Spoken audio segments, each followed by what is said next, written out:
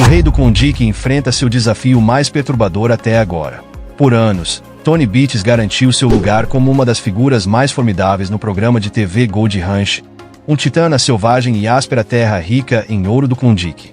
Sua busca implacável e determinação lhe renderam o merecido título de Rei do Klondike. Mas, mesmo para um homem como Tony, acostumado com anos de triunfo e adversidade, as minas ainda guardam segredos que podem arrepiar a espinha. Normalmente, usa os mesmos sapatos, as mesmas canetas, a mesma camisa preta. Em março de 2023, durante o que parecia ser apenas mais uma escavação em sua interminável busca por ouro, Tony desenterrou algo inesperado, algo que poderia mudar o jogo completamente. Afinal, após todos esses anos cavando e peneirando a terra, Tony tropeçou em uma descoberta que estava longe de ser comum. É o tipo de achado que nos lembra que a busca pelo ouro nunca é simples. O Klondike, com seus rios gelados e veios de ouro escondidos, sempre foi um lugar onde fortunas são ganhas e perdidas num piscar de olhos, e é preciso alguém como Tony para não apenas sobreviver, mas prosperar em um ambiente tão implacável. Ainda assim, essa última descoberta sugere algo ainda mais sinistro, algo que nem mesmo o rei do Klondike, Tony Beates, jamais imaginou. Ao longo dos anos, Tony aprendeu que a mineração exige não apenas força bruta, mas também uma visão afiada. Cada centavo investido é uma aposta, e cada golpe da picareta pode levar tanto à fortuna quanto ao fracasso. Os instintos de Tony sempre foram seu maior trunfo, impulsionando não apenas a alcançar suas metas, mas a superá-las, muitas vezes deixando seus concorrentes para trás. 10-20% eles chamam de grande temporada. Nós vamos levar 50-60% para casa. Nos últimos anos, Tony Beates, antes uma figura dominante no mundo da mineração de ouro, tem enfrentado desafios que ameaçam minar seu reinado como o rei do Klondike. Para um homem que construiu seu império nas paisagens duras e implacáveis de Yukon, esses contratempos são mais do que obstáculos, são sinais de que seu toque de ouro pode estar enfraquecendo. Tudo começou com a escavação que aconteceu em março, que desde o início parecia amaldiçoada. O terreno áspero e imprevisível fazia cada passo parecer uma batalha contra a própria terra. No ouro, assim como em Inal, é assim, então ok. Bem, eu aceito o ouro. A equipe, normalmente confiante sob a liderança de Tony, começou a duvidar se poderiam atingir as metas da temporada. O que eles não esperavam era a descoberta chocante que deixaria até mesmo Tony, um homem que já viu de tudo, incrédulo. Mas, sendo quem ele é, Tony se recusou a deixar a situação derrotá-lo. Apesar dos desafios crescentes e dos rumores de que seu tempo no topo poderia estar chegando ao fim, ele se apegou à crença de que sua terra não o trairia. Afinal, havia sido sua aliada por tantos anos, rendendo ouro e fortuna como um amigo leal. Alguns poderiam ver sua confiança como arrogância. Aí está, olhe para isso, o tipo de arrogância que vem de anos no topo. Mas aqueles que conhecem Tony sabem que, quando as apostas são altas, ele tem uma habilidade incomum de virar o jogo. À medida que a escavação se arrastava, ficava claro que essa não era uma temporada comum. O ouro, outrora tão abundante, parecia estar brincando de esconde-esconde cruel, e cada dia trazia novas frustrações. A moral da equipe começou a desmoronar. Mas Tony permaneceu inabalável, movido por um pressentimento de que estava à beira de algo grande, ou talvez fosse pura teimosia, a mesma característica que o serviu tão bem no passado. Houve momentos em que parecia que a sorte de Tony finalmente havia acabado, que o rei do Klondike estava prestes a perder sua coroa. A tensão no ar era palpável, e cada decisão carregava o medo de que um único movimento errado pudesse significar desastre. Mas, se há uma coisa que Tony nos ensinou, é que ele não cai sem lutar. Então, à medida que a temporada avançava e as probabilidades continuavam a se empilhar contra ele, uma coisa era certa: isso vai funcionar. Tony se preparou para um último esforço. Foi um movimento arriscado, o tipo que poderia restaurar sua glória ou confirmar sua queda. A pergunta na mente de todos era simples: Tony Beates conseguiria realizar outro milagre ou seria esse o fim de uma era? Só o tempo diria, mas uma coisa era certa: qualquer que fosse o resultado, seria uma história para se lembrar. E no mundo da mineração de ouro, onde fortunas podem mudar num instante, Tony Beates ainda não podia ser descartado. Dos campos agrícolas holandeses ao ouro do Klondike, a ascensão de Tony Beates. É bem difícil argumentar com ele, porque a produção provavelmente dobrou, e até mais. Tony Beates é uma figura bem conhecida no mundo da mineração de ouro, especialmente por suas aparições no programa Gold Rush do canal Discovery. Sua jornada começou em uma pequena vila holandesa chamada Vigens, onde nasceu em 15 de dezembro de 1959.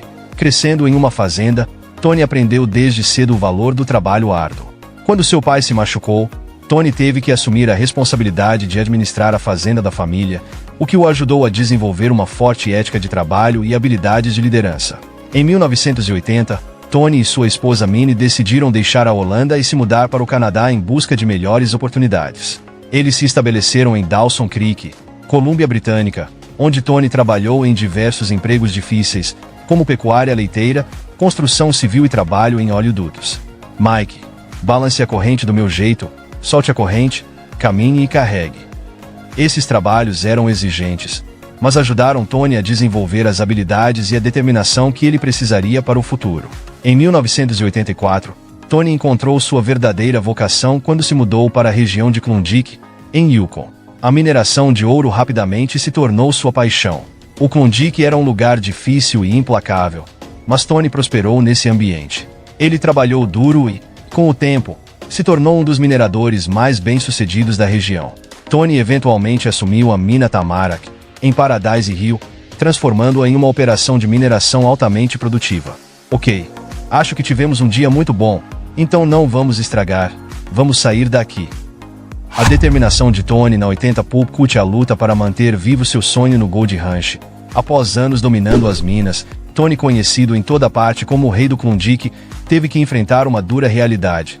Mesmo com toda sua força e determinação, ele ainda era apenas um homem, impotente contra os caprichos da natureza. A chuva incessante e implacável martelou essa verdade nele, enquanto ele observava suas operações de mineração pararem por completo. Seu império, construído sob a promessa de riquezas enterradas nas profundezas da terra, de repente parecia frágil, à beira da ruína. Não muito tempo atrás, apenas 3 meses antes, Tony havia estado exatamente nesse terreno, confiante em seus planos e comprometido com uma agenda exaustiva que exigia o trabalho de sua equipe todos os dias, sem descanso. Ele acreditava que essa era a única maneira de provar sua determinação e superar os inúmeros obstáculos que se interpunham entre ele e o ouro que buscava na área da 80 Pulp Cut. Tony sentiu a pressão aumentar à medida que a temporada avançava. Ficar para trás no cronograma não era uma opção, especialmente se ele quisesse atingir sua ambiciosa meta de extrair 5.000 onças de ouro. Para alcançar isso, Tony sabia que precisava se esforçar e exigir ainda mais de sua equipe, acelerando o ritmo para compensar o tempo perdido. A tarefa era assustadora e o tempo estava contra eles. Cada dia extra era um lembrete do desafio monumental à frente. Em resposta, Tony elaborou um plano ousado. Ele não apenas intensificou o cronograma de trabalho, como também orquestrou um aumento no fluxo de água do TRL, esperando melhorar o processo de assentamento dos detritos e aumentar a extração de ouro. Essa manobra era arriscada, mas calculada, exatamente o tipo de estratégia pela qual Tony era conhecido em situações de alto risco. Sua ambição inabalável o levou a assumir total responsabilidade pelos desafios inesperados que o haviam assolado no início daquele ano. Apesar de seus melhores esforços, o tempo revelou as falhas em seus planos, literalmente. Os tanques de decantação, cruciais para a operação, haviam sido mal reforçados. Sinais de problemas começaram a surgir, sugerindo os desastres que viriam. Mesmo assim, os instintos de Tony o alertaram sobre o perigo representado pelo excesso de água que poderia infiltrar-se na área. Suas preocupações foram confirmadas quando relatos urgentes ecoaram no rádio. Vários diques haviam desmoronado, comprometendo a mineração.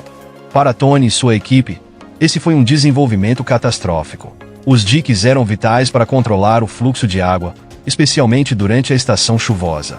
Eles protegiam não apenas os equipamentos e a infraestrutura, mas também as vidas dos mineiros que trabalhavam sob a terra. Diques mal mantidos poderiam causar um desastre, levando a inundações descontroladas que colocariam em risco tanto os homens quanto as máquinas.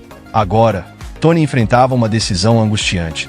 A segurança de sua equipe vinha em primeiro lugar, mas ele também sabia que interromper as operações para reparar os diques consumiria um tempo precioso, tempo que eles desesperadamente precisavam para cavar em busca de ouro. Ainda assim, como líder, ele sabia que não havia outra escolha. Teve que ordenar a paralisação das operações, mesmo enquanto o tempo continuava a correr contra eles. Apesar dos obstáculos crescentes, a equipe de Tony se recusava a desistir. Eles avançavam com determinação, mesmo com os desafios à sua frente se multiplicando. Cada ação deles era focada em um objetivo crítico: impedir que a água crescente invadisse áreas que devastariam suas operações. A zona da 80 Pulp Cut era a tábua de salvação deles, e eles sabiam que manter o controle sobre as inundações era a única maneira de manter a mineração viva. Os níveis de água subiam constantemente, um lembrete constante da situação precária que enfrentavam. Ainda assim, a determinação de Tony permanecia inabalável. Seu espírito era como ferro, forjado nas batalhas incontáveis contra os elementos. Ele acreditava que, se sua equipe pudesse aguentar um pouco mais, eles conseguiriam superar essa tempestade, literalmente e figurativamente. Para Tony, a experiência havia lhe ensinado que um único dia poderia mudar tudo nas minas. Devagar e sempre, dizia ele, lembrando que poderia ser a diferença entre tirar centenas de onças de ouro ou sair de mãos vazias, derrotados por forças além de seu controle. Com isso em mente, Tony fez questão de que sua equipe entendesse a gravidade da situação. O tanque era uma bomba relógio, e ele sabia que qualquer atraso em resolver o problema poderia resultar em desastre. Ele instou seus homens a agir rapidamente, enfatizando que precisavam de uma solução antes que fosse tarde demais. As apostas eram mais altas do que nunca, e não havia espaço para erros. Nick, um dos homens de maior confiança de Tony, recebeu a tarefa crítica de monitorar uma localização vulnerável perto da bomba. Ele abordou a missão com o máximo cuidado, ciente de que o menor erro poderia custar-lhes tudo. Mas, por mais que quisessem controlar a situação, eles se encontravam cada vez mais à mercê dos elementos. A água, implacável e inflexível, continuava a subir, sem mostrar sinais de parar. E então veio a chuva, uma torrente impiedosa que parecia ter uma vingança pessoal contra Tony e sua equipe. Enquanto Tony observava as águas destruírem tudo o que ele e sua equipe haviam construído com tanto esforço, especialmente a frágil estabilidade dos diques, a preocupação estampada em seu rosto era impossível de ignorar. Ver o progresso arduamente conquistado se desfazer diante de seus olhos foi suficiente para abalar a moral até dos mineiros mais experientes. A situação era terrível, e as probabilidades estavam contra eles, mas não tinham escolha. Precisavam encontrar uma maneira de combater o clima, mantendo um olhar atento sobre o tempo cada vez mais escasso. O objetivo de extrair 5.000 onças de ouro antes do fim da temporada pairava sobre eles, mas, com cada momento que passava, parecia mais um sonho distante do que uma meta alcançável. A água implacável continuava a inundar a área, causando estragos na infraestrutura que eles haviam construído meticulosamente para proteger a estabilidade da mina. Ainda assim, Tony nunca foi do tipo que desistia facilmente. Não é surpresa que, apesar das condições avassaladoras, ele escolheu continuar, inabalado pelos obstáculos que dificultavam seu progresso. Essa determinação implacável não passou despercebida. Sua equipe e, de fato, aqueles que assistiam de longe não podiam deixar de admirar sua tenacidade.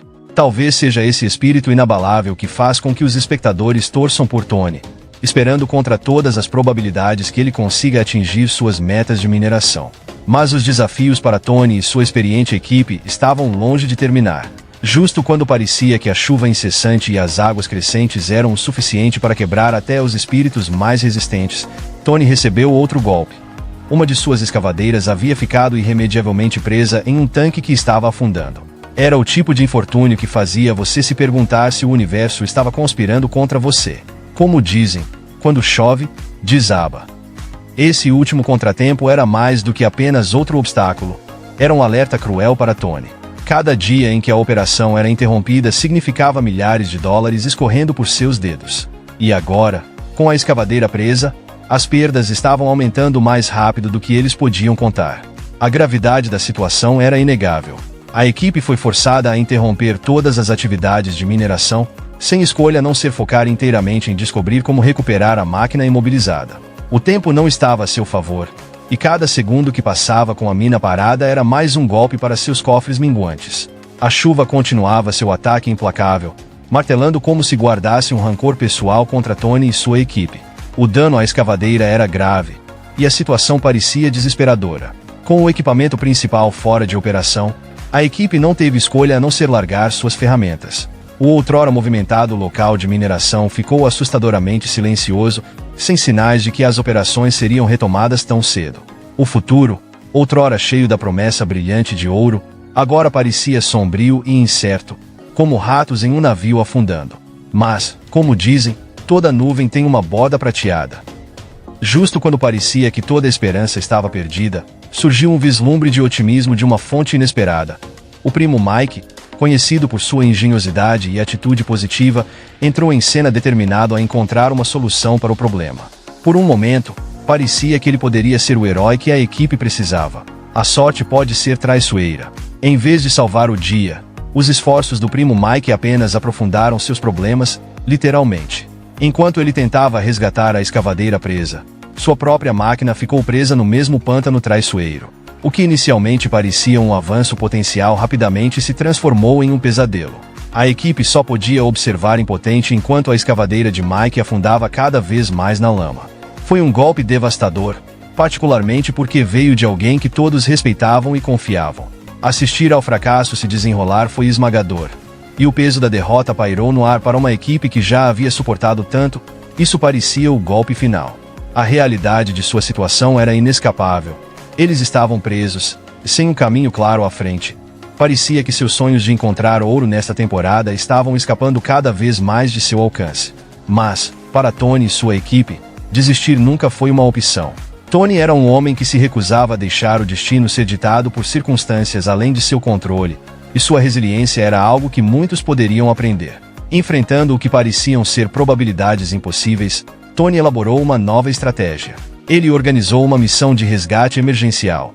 Tony Beaches revela seus segredos mais bem guardados e enfrenta um grande revés no Indian River em dezembro de 2022. Tony Beaches rompeu com a tradição, oferecendo a Christo Doyle, o apresentador do Gold Rush The Dirt, uma visão sem precedentes de seu segredo mais guardado, a evasiva Sala do Ouro. Essa não era uma sala comum, era um espaço sagrado, um cofre oculto onde apenas os mais confiáveis podiam entrar.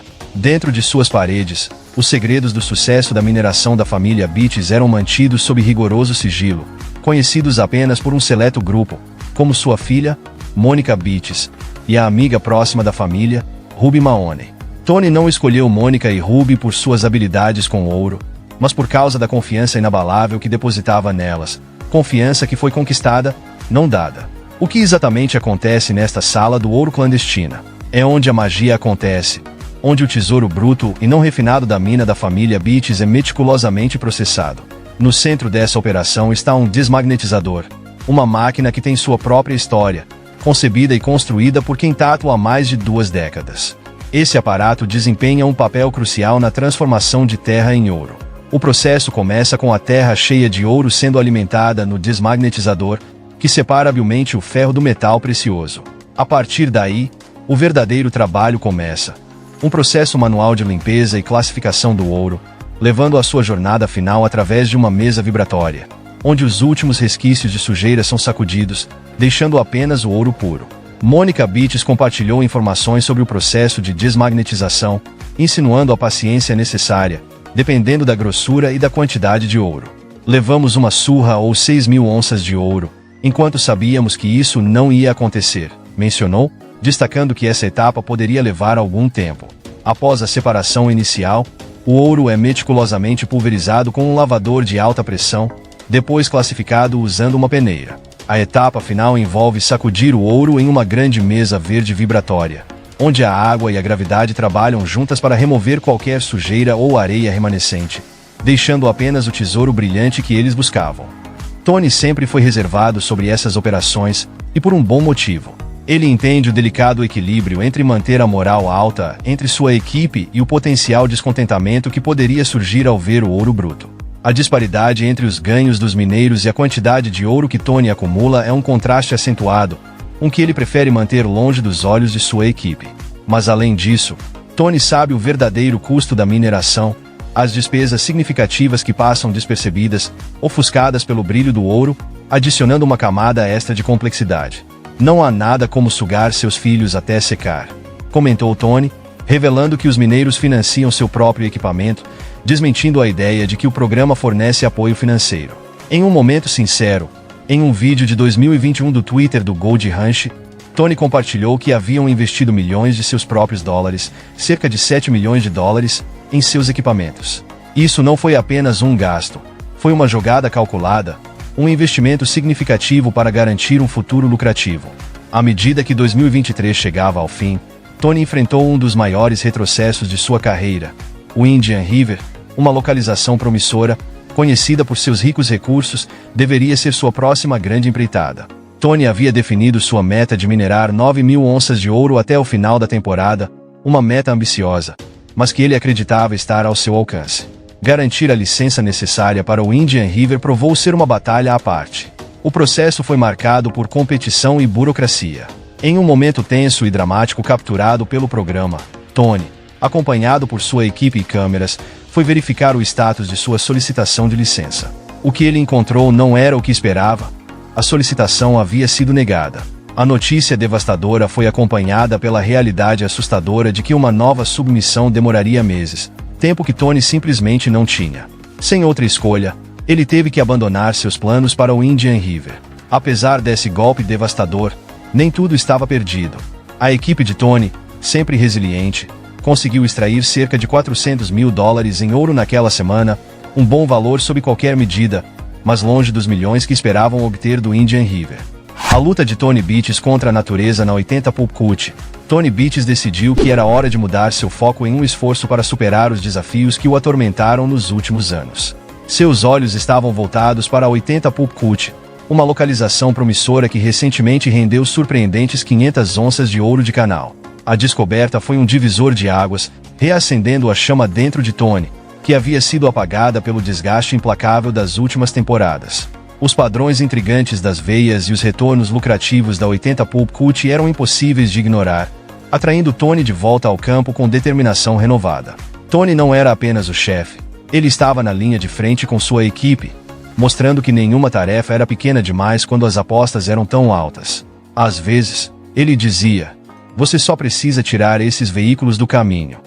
Sua presença na linha de frente inspirava sua equipe, que se reunia ao seu redor enquanto a operação finalmente parecia encontrar seu ritmo. A consistência da produção de ouro das minas era encorajadora, e havia um senso de otimismo no ar, uma crença de que, talvez, eles tivessem virado a esquina. Mas o destino, como muitas vezes acontece, tinha outros planos. Justamente quando parecia que haviam encontrado seu ritmo, Tony foi confrontado com um revés que nenhuma preparação poderia ter previsto. O céu escureceu e a chuva começou a cair, não apenas uma garoa, mas uma chuva torrencial. "É a sua festa, veja só", ele dizia. "Assim como tudo mais, você só precisa sair da cama e ir trabalhar, só isso." A chuva transformou o solo promissor da 80 Pulp Cut em um pântano traiçoeiro. O rico solo contendo o ouro virou uma bagunça lamacenta, tornando quase impossível para a equipe continuar seu trabalho. Era como se a própria natureza tivesse conspirado contra eles, desfazendo todo o trabalho duro em questão de horas. A chuva incessante castigava a paisagem, e com ela, as esperanças de Tony de manter o ímpeto que haviam construído cuidadosamente. A equipe, antes motivada pela confiança de seu líder, agora olhava para ele com incerteza. Pela primeira vez em muito tempo, a determinação de Tony parecia vacilar. A realidade da situação estava se impondo. A oportunidade de ouro estava escorregando entre seus dedos, levada pelas águas implacáveis da chuva. "Eles nunca vão nem chegar perto", lamentou. O habitualmente inabalável Tony não conseguia esconder sua preocupação enquanto via as águas da enchente subirem, transformando a mina outrora promissora em um lamaçal. A cena no programa Gold Rush era de cortar o coração. As câmeras capturaram os mineiros enquanto eles assistiam impotentes, com expressões de frustração e desespero, enquanto a chuva continuava a cair, apagando qualquer chance de recuperar o ouro que estava logo fora de alcance. A enchente não era apenas um inconveniente, era um desastre que trouxe a operação a uma paralisação total. Tony, o rei do Klondike, enfrentava uma nova e dura realidade, onde o ouro não era mais uma garantia, mas um sonho distante.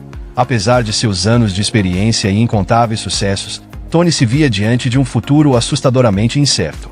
As águas da enchente não apenas levaram o ouro, mas também ameaçavam corroer a própria fundação do legado de Tony. Enquanto a chuva continuava a cair, encharcando o solo e os ânimos da equipe, Tony não teve outra escolha a não ser confrontar a possibilidade de que esse revés poderia ser mais do que apenas um obstáculo temporário.